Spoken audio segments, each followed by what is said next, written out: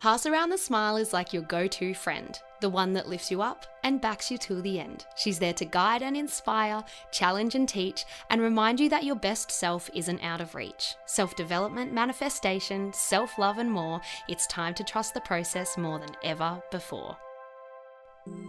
Welcome to Pass Around the Smile, the podcast. I'm your host, Cleo Massey, and I am so glad you're here. Let the magic begin. Hello and welcome to another Pass Around the Smile podcast. I am challenging myself today. Indigo's asleep. I've come to work with her because my mum and dad are in Thailand. I've packed orders this morning. She's still asleep. So you might hear some Beyonce in the background because she falls to sleep to Cowboy Carter, but we've moved on to Lemonade now and she's absolutely loving it. She's zonked out and I thought, oh my gosh, I can actually record a podcast right now and I'm so excited about it. She might wake up, you might hear Beyonce in the background, you might hear her crying in the background, but we are embracing imperfection in this new season of motherhood.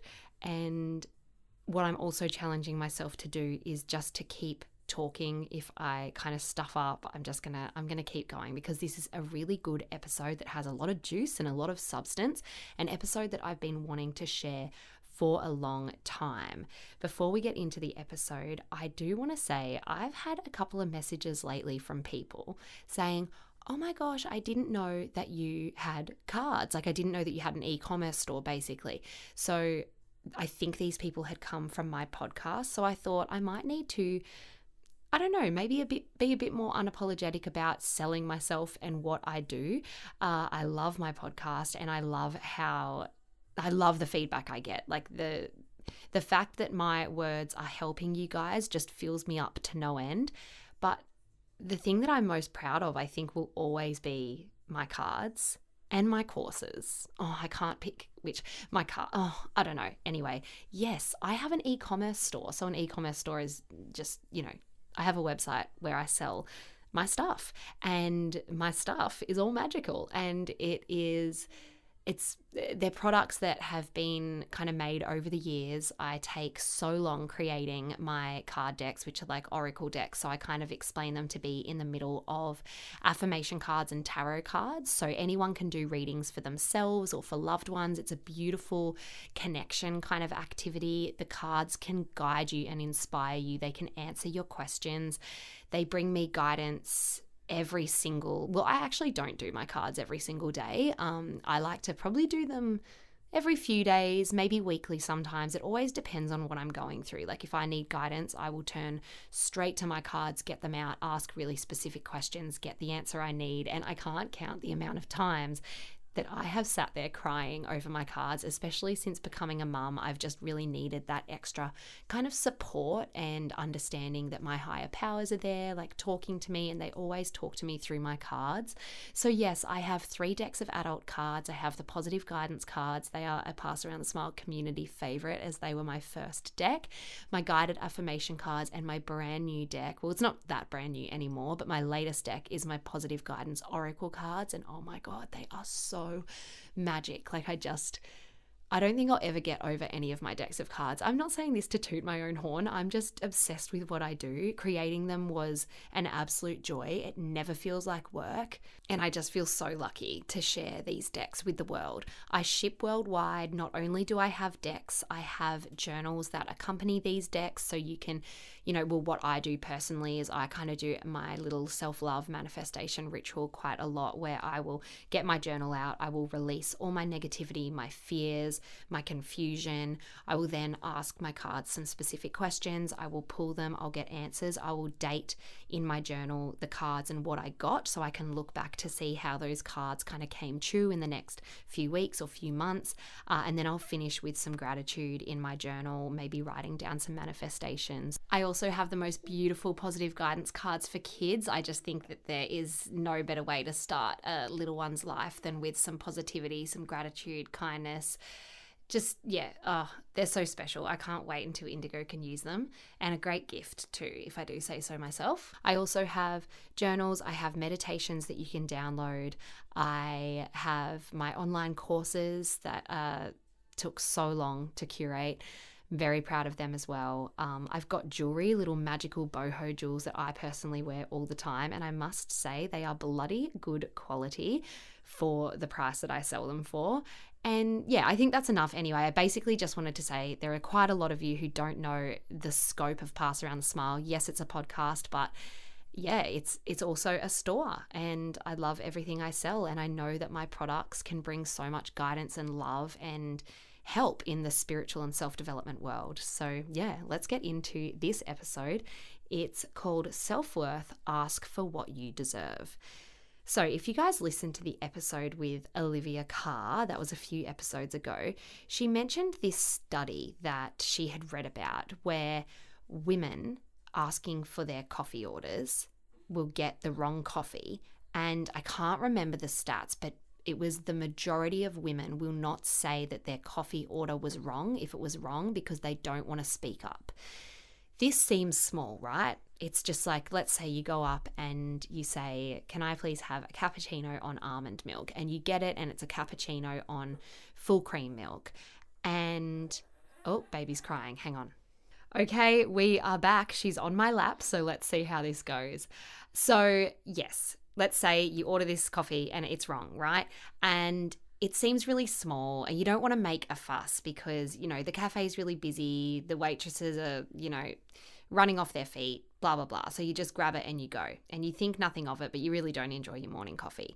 There is so much more to this small thing than you think. And there's more to the study. Olivia Carr kind of explained it a little bit, but I think like you could probably find it online somewhere. But I just wanted to bring it up to kind of give us an idea of the small things that we could be doing during our day that we don't really think will have any effect or impact on the whole scope of our day and our self-worth as a whole. Because what I've kind of found out is self-worth is the foundation to building a happy life. It really is, because to live a happy life is to love and be loved in return. It's to be respected and feel worthy of what you desire. If you have low self-worth or if you have no self-worth, then none of that is possible. I've found my level of self-worth really fluctuates depending on my mood, if I've meditated, if I've journaled, if I've spent time on myself. If I get deep into thinking about, say, the acting industry, for example, and all the rejections I've faced, my self-worth kind of quivers and gets really fragile. But if I'm having a day where I'm feeling really powerful with Pass Around the Smile or being a mum, things like that, my self-worth kind of builds again. But for me personally, I find it goes really up and down, and I find I have really strong self-worth in some areas and really weak self-worth in other areas. And I can tell because in the areas that I manifest effortlessly, I have self-worth, really strong self-worth. I feel good enough. I want to be respected. I feel as though I should be respected. I feel worthy and deserving of good things. Whereas in other areas, I don't feel worthy. I don't feel worthy of being listened to. I don't feel heard. I feel like I have to justify myself. I feel like I'm always looking for external validation. And I find that they are the things that I don't successfully manifest, which is why I think this is such a huge topic, because as the Pass Around the Smile podcast and all of you as my community, we love to manifest, right? We are here to better our lives. We are here to step into that magical power we all hold and harness the greatest things in life that we very well deserve. But we need to have self-worth to manifest. It is the foundation of building a happy life. It is the foundation of manifestation. If you do not have self-worth, and you're saying mantras like, I am good enough, I am worthy, I am capable, and you are visualizing your dream job or the good news or, you know, a healthy relationship, you're not going to get it if you don't have the self-worth in the first place. So it's a big topic. And I had a couple of comments and questions in my Facebook group that I'll read out.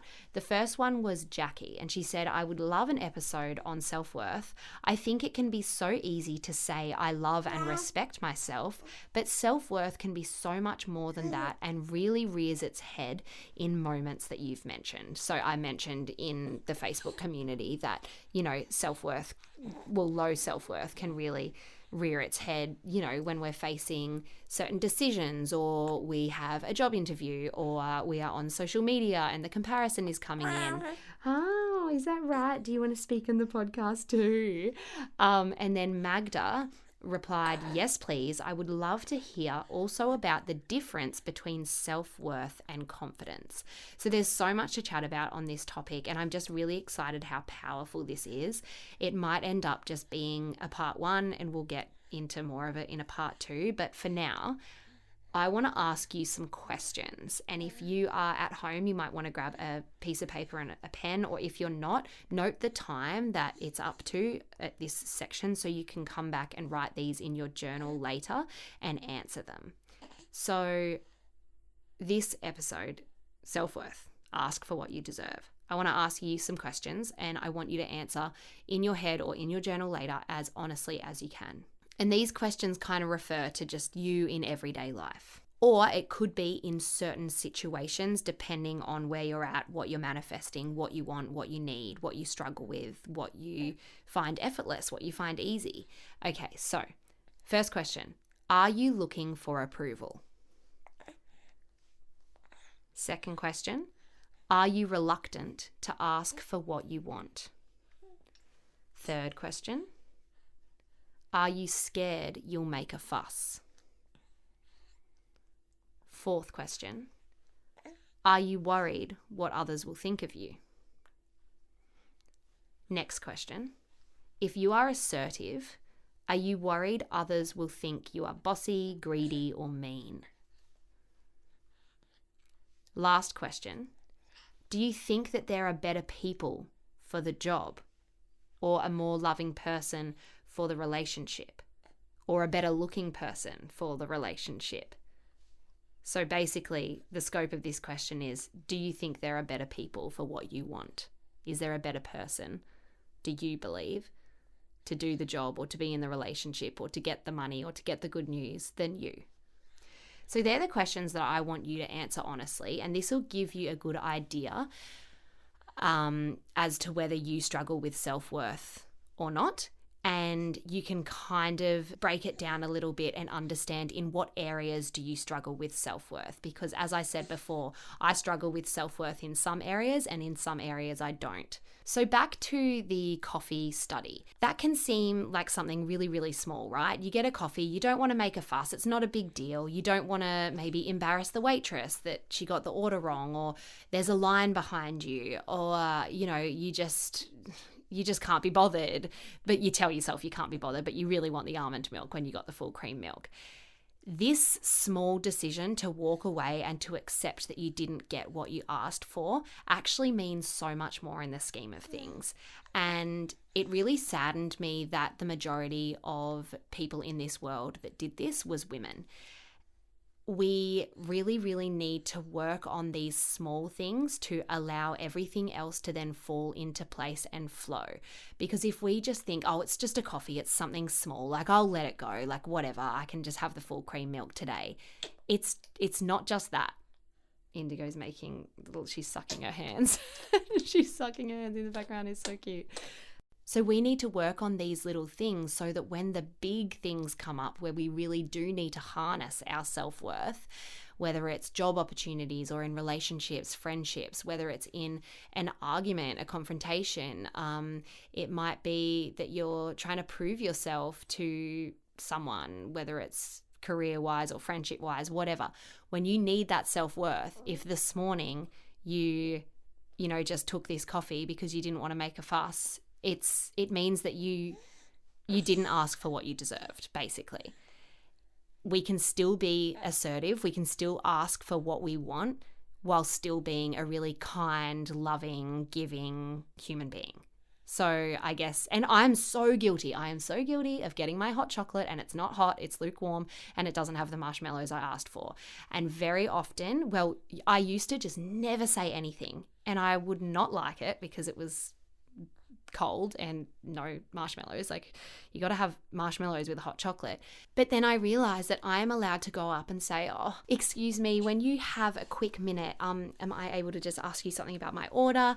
I did ask for marshmallows. I can see them in the jar over there. Do you mind if I just pinch a couple? And actually, to be honest, I've never asked for them to warm up my drink. But, maybe I could. Maybe that's something I need to work on. If it's cold, I need to ask them for a hot chocolate. But for me at the moment, now asking for the marshmallows that they often forget is big for me. And I can do that because I am worthy of getting what I ask for.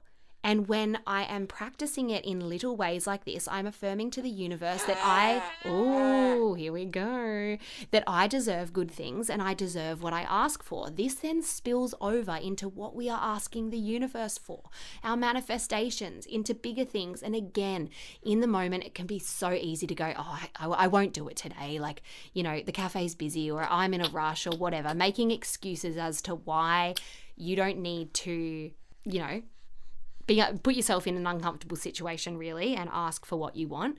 But that is where nothing changes.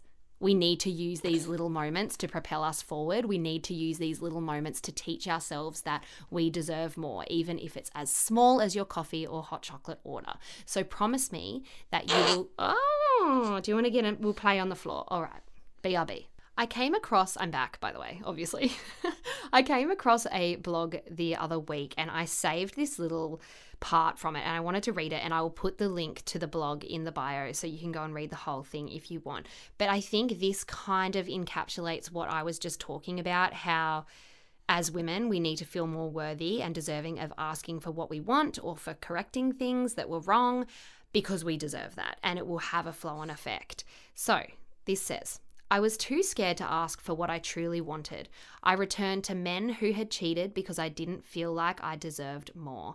I stayed in a job I passionately disliked for 2 years because I was unable to find the words to ask for a new role. I was paid below market rate because I would agonize for weeks leading up to an annual review and on the day fall short of asking for more. I filled my head with all the reasons why I didn't deserve it and created lists of all the things I could do in the coming year to feel more deserving and please my key stakeholders. I would hold my tongue all the time, paralyzed with not feeling good enough, coupled with simply not being able to put the words together. Often, like my mum, I would be left sobbing behind closed doors, frustrated and feeling hurt and disappointed. I became masterful at storytelling internally and externally, continually justifying why the status quo was okay. In my mid-20s, I was simply on autopilot, disengaged from my core needs and my true self.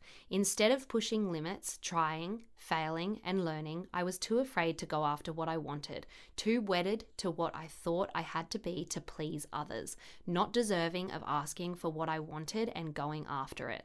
I watched friends' careers and relationships go from strength to strength off the back of their belief in themselves and the courage to be honest in what they needed while I shuffled forward. I accepted destructive relationships, projected my anger with myself onto others, saw inequality everywhere, and I would go to bat for others but never for myself. Isn't that so sad? But I bet everyone listening can really feel some truth in that. I can feel truth in that. I can relate to parts of that being my truth, and it makes me really sad knowing that that woman went through that for so many years, but so many of us go through it too. So I really hope this episode is a bit of a realization moment for you, that the small things that seem small are actually quite destructive and big in the scheme of things, because it is a flow-on effect. So next time you catch yourself, in those patterns that keep happening, whether it's in your relationship or with your boss at work or a friend, if people are putting you down, if you are asking for things and not getting them, or if you are too scared to ask for things because you don't want to look silly or you don't want to make a fuss or you are scared of rejection, you're fearing failure, then please, please, please, what if someone else did it?